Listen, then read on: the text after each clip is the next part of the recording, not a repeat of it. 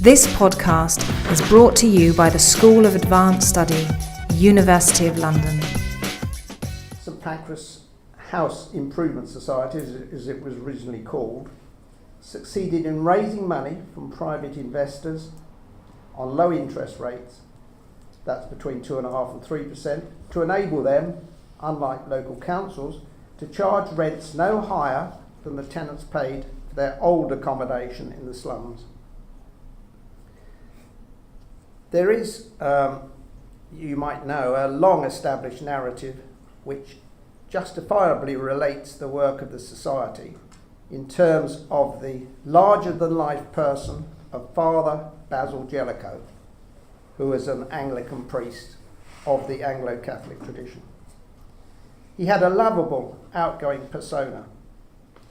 Irene Barclay, who doubled up as the society's estates manager and secretary, that was for about 50 years, described Jellicoe affectionately as large, extrovert, intuitive, passionate, down-to-earth, and extremely publicity conscious. I would add he had strong social connections through Magdalen College, Oxford, and through his family, the Jellicoes, his cousin being more or less in charge of the Navy in World War I. In reality, he was a complex individual, increasingly racked by mental illness that led to long periods of severe depression between phases of hyperactivity. The organisation benefited from the special talents of other board and staff members, and I consider that it is worth reviewing what they achieved. This evening, I will just have time to concentrate on two of these, namely Father Percy Marion Wilson and Irene Barclay, whom I've already mentioned. And will later, in preparation for our talk, say something about the contribution of the Society's architect, Ian B. Hamilton. A final reason for undertaking the research is that it would seem to be an appropriate time to study the origins of the 20th century voluntary housing movement that became known as housing associations, because of the shortage of affordable housing in London again, which is such a hot political topic. Added to this, legislation is imminent which will extend the right to buy to many housing association tenants. I will now go on to what I call the stock narrative or conventional narrative. The story of the role played by the founder of the Housing Society, Father Basil Jellicoe, has been established for some 80 years. It was established during his lifetime, and he was well known nationally for his work in Somers Town by the time of his death in 1935 at the young age of 36. To give those of you who may be unfamiliar with what I call the stock narrative, we will see a brief extract from a film issued by Origin Housing Association, who now manage the estates built by the House Improvement Society. And this includes some photographs taken in the 1920s and 30s. If you just put that on, thank you. The film is called Housing is Not Enough, the story of Origin Housing and Father Basil Jellicoe. Father Basil Jellicoe, a name that...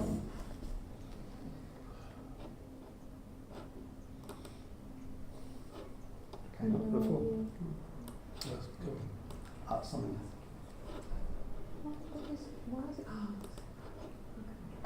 Not many people will recognise a man who affected the lives of so many.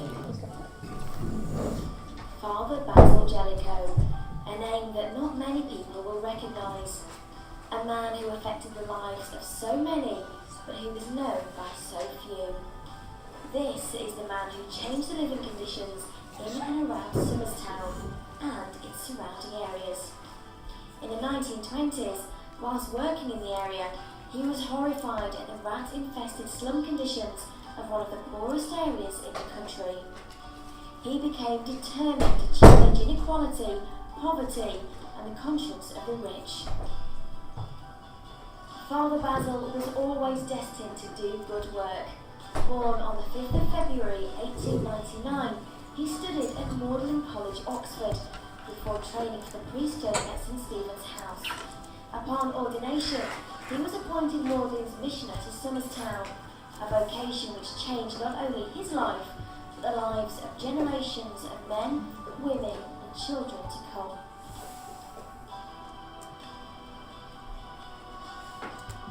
It was during his time at St Mary's, Somertown, when Father Basil did what many considered his most defining work. Determined to make a better life for the poverty-stricken parishioners around Somerstown, he created the St Pancras Housing Society to improve the living standards of those in derelict housing. Father Basil began the social housing movement. He declared war on the slums in this area, and it was pretty gruesome, and brought together a committee which included the first female chartered surveyor, who was Irene Barclay, in order to prove that homes could be provided at a reasonable cost and in excellent condition for the residents in this area. As Jellicoe had been born into privilege, he decided to use his many connections to assemble a powerful alliance for change, enlisting the support of the Prince of Wales, the Archbishop of Canterbury, and the Housing Minister in his Improvement Society. Being a forward thinker, he took advantage of the new media of his time, making an early film of the conditions in which his parishioners lived. He took the film to those who lived in prosperity up and down the land in a mobile cinema trailer, so that they could see what life in the slums was really like. After each showing, he told them, "Now you know what life is like. You have no excuse for inaction." With the support of the Archbishop of Canterbury and the Prince of Wales, the Society purchased and transformed poor quality housing for Somerstown residents and started the slow but steady regeneration of the area.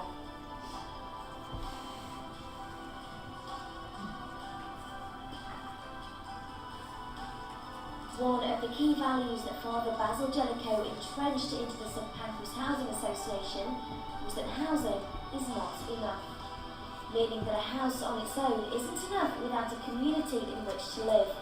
A community is where people thrive.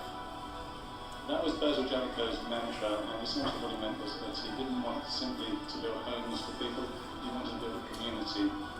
Therefore he put forward ideas such as nurseries, which is about building there, St Christopher's. The organisation also provided holidays and funding loans, and it also acquired 2 pubs, which were around the corner here in Charlton Street.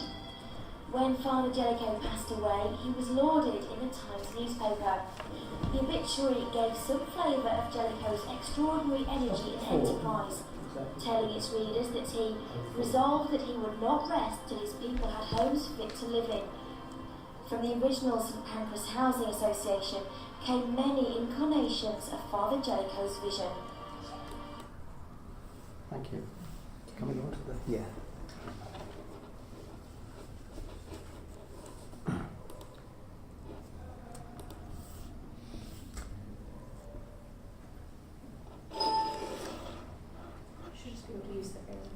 The clip you have seen provides a glimpse of the nature of the early work of the St Pancras Society. When Jellicoe and his colleagues decided that a long-term solution to the slum problem could not be found in converting the old houses, but in replacing the unfit dwellings with new blocks of flats, they adopted the following aims and objectives for the Society. Do I just click that? Sure.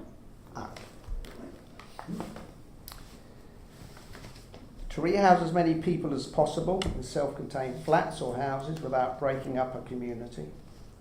To let the new dwellings at rents within the means of the families and individuals rehoused. To build to a good standard and with regard to the importance of layout and environment using trees, gardens and appropriate ornament. And that was down to the architect. That was done. Provide community services where these were not available, especially nursery schools, playgrounds and facilities for tenants clubs and estate activities. to employ qualified housing managers, experienced in all branches of the profession, both technically and as social workers, and to experiment, that's part of the job, experiment to publicise that their necessarily small-scale work as a practical demonstration of housing a community. So it was evangelical in that sense. It is obvious that Basil Jellicoe relied on a team of helpers, both volunteers and paid professionals, to undertake the redevelopment work and subsequent management of the new blocks of flats. Now, my aim is in no way to seek to diminish the vital role played by Jellicoe in founding the society in St Pancras and in providing the visionary leadership that inspired his colleagues, staff and supporters during the early stages of the work in Town.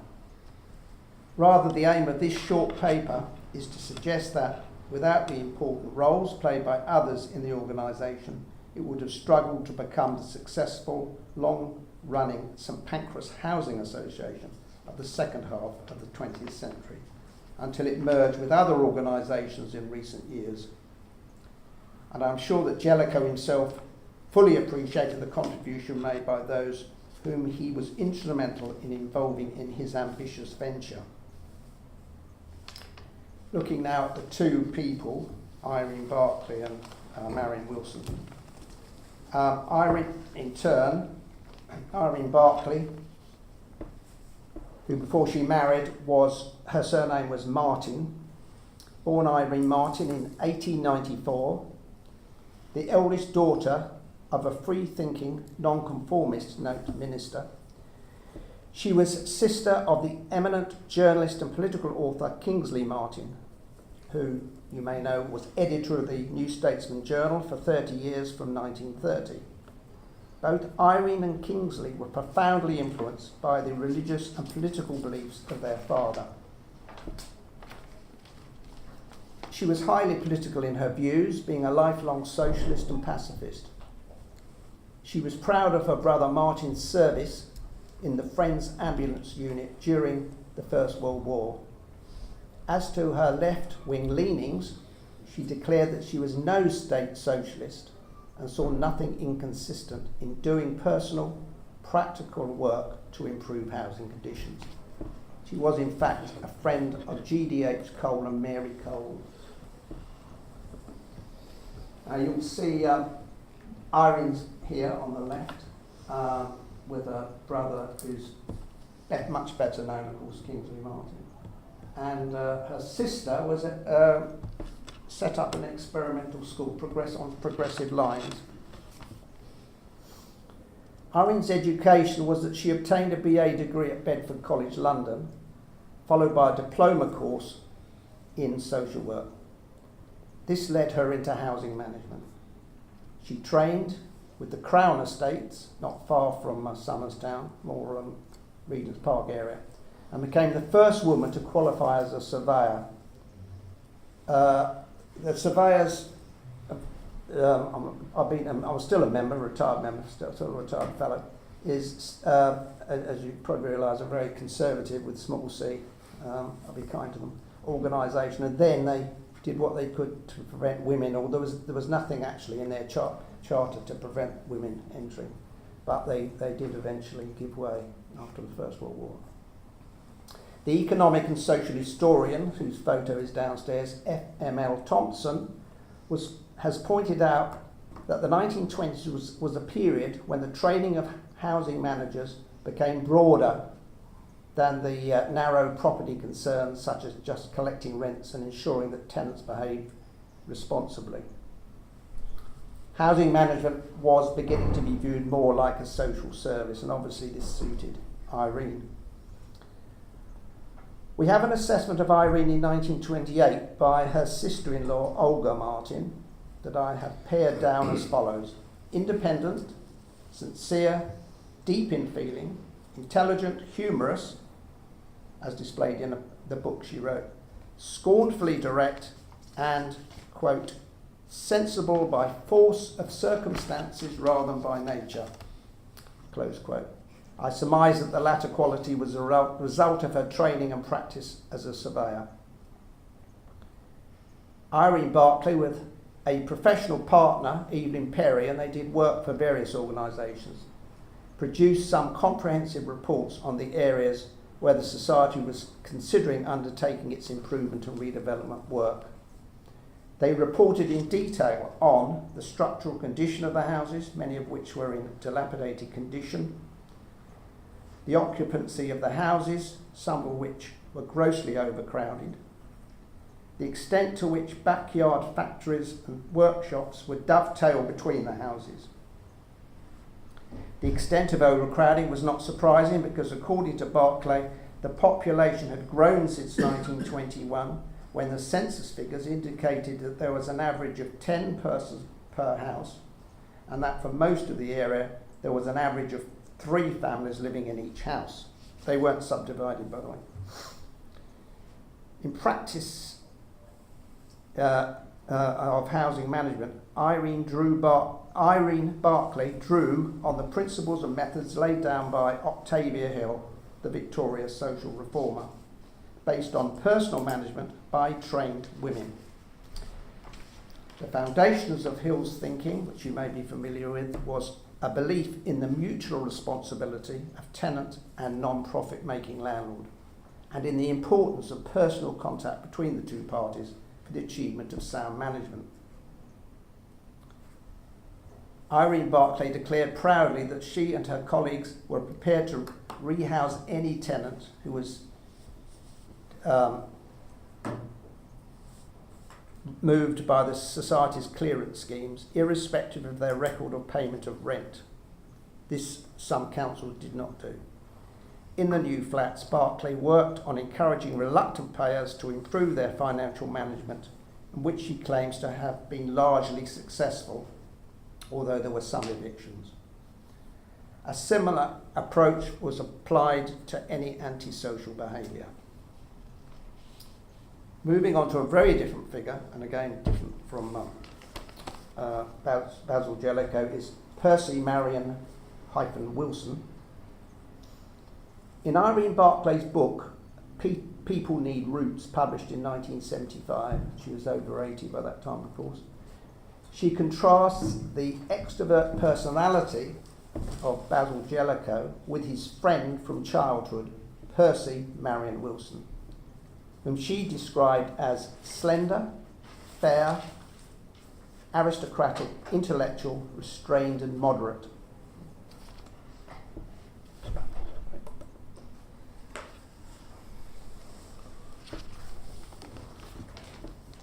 See, Marion Wilson's on the right up there, next to Jellicoe and the Prince of Wales and the tenant.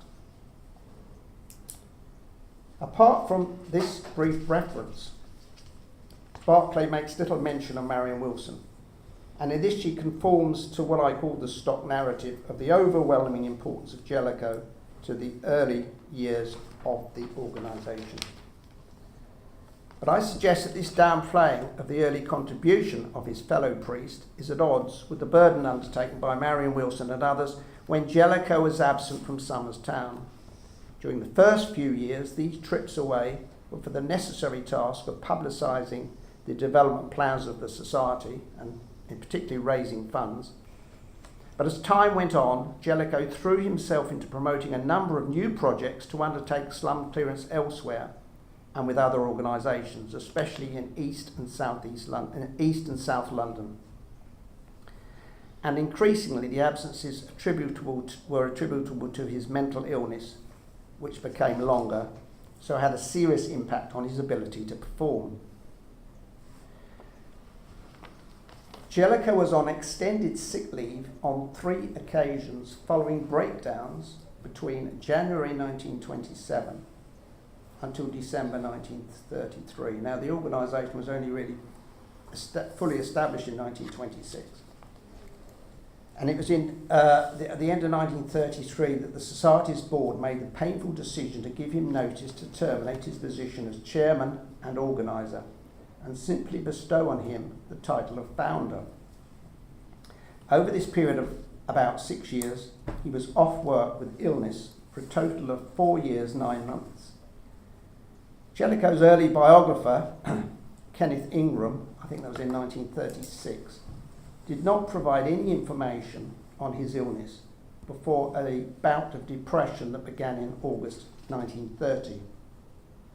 But apparently it was the second of such occurrences, and Percy Marion Wilson chaired the Society's meetings between January 1927 and February 1928, when discussions were first held on the sensitive issue of Jellicoe's long absence and on a reduction in his salary. Jellicoe did not return from this phase of his long illness until late 1928. Marion Wilson appears to be outwardly modest about his ministry and the contribution that he made to the Society in its early years, as can be seen from the extract from his potted history, which he reluctantly wrote about this time. He's almost apologising for being there.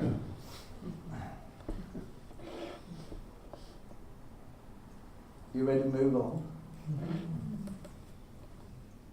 But as we go down, you'll see some of his true feelings are coming out.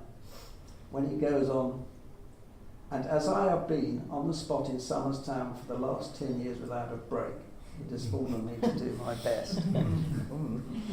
They get him in, don't they, these Anglican clergy. Born in 1897, George Percy Marion Wilson, males in the family tended to acquire two Marions, was the grandson of a baronet. The seat was at Eastbourne. They owned Charlton village in South East London, a lot of Charlton. They also had owned Hampstead Heath in the 19th century, got a bad name for attempting to develop it. But I don't think dear Percy can be blamed with that. Anyway, he was grandson of a baronet, so not his father. So he didn't. It wasn't an assumption that he would assume the title. Whose title he was to inherit in 1944 through an uncle. Percy and Basil Jellicoe had been friends since childhood when they lived together in Chailey, Sussex. Percy was educated at Eton, Magdalen College, Oxford, and St Stephen's House, Oxford. Other alumni of Magdalen associated with Somerstown, mainly through the Magdalen Mission, were Basil Jellicoe, of course, but also the architect Ian Hamilton and the then Prince of Wales, who made 3 or 4 visits in the 20s. Marion Wilson found his vocation as a priest while serving with the Grenadier Guards in South Africa during the First World War.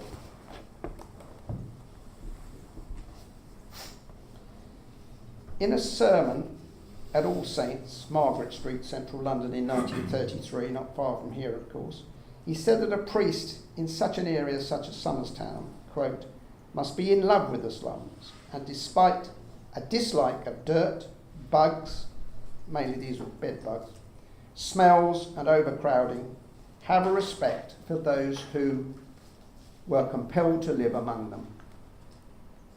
He must always be available, never superior, and must not cease to be thrilled by his calling to such a life. He served as vicar of St Mary's, Somertown, that's in what is now Eversholt Street, and we'll go past her, I hope, weather permitting tonight, before he moved on to become incumbent of Christ Church, St Leonard's, Sussex, where he remained until he retired in 1964. He's obviously there, he sticks at a job. I may not be terribly imaginative, I've looked at his books of theology, but he's very reliable, obviously, and has attention to detail. He was involved in the foundation and management of housing projects in and around Hastings through the Christchurch St Leonard's Housing Improvement Society. So he carried on similar sort of work in a small way at his next parish. In a eulogy printed in the Church Times following his death, it was said that Percy showed an exquisite courtesy to people of every degree, to an extent that could embarrass those unused to courtly ways. So it occurs to me that this quality might explain what I detect as reservations by Irene Barclay.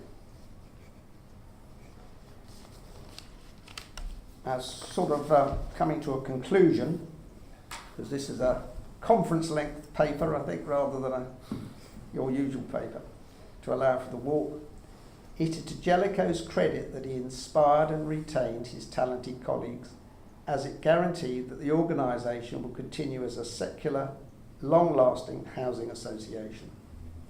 His team of voluntary helpers and paid professionals included both those able to develop the projects and those who were skilled at managing the completed estates, following the humane aims and objectives.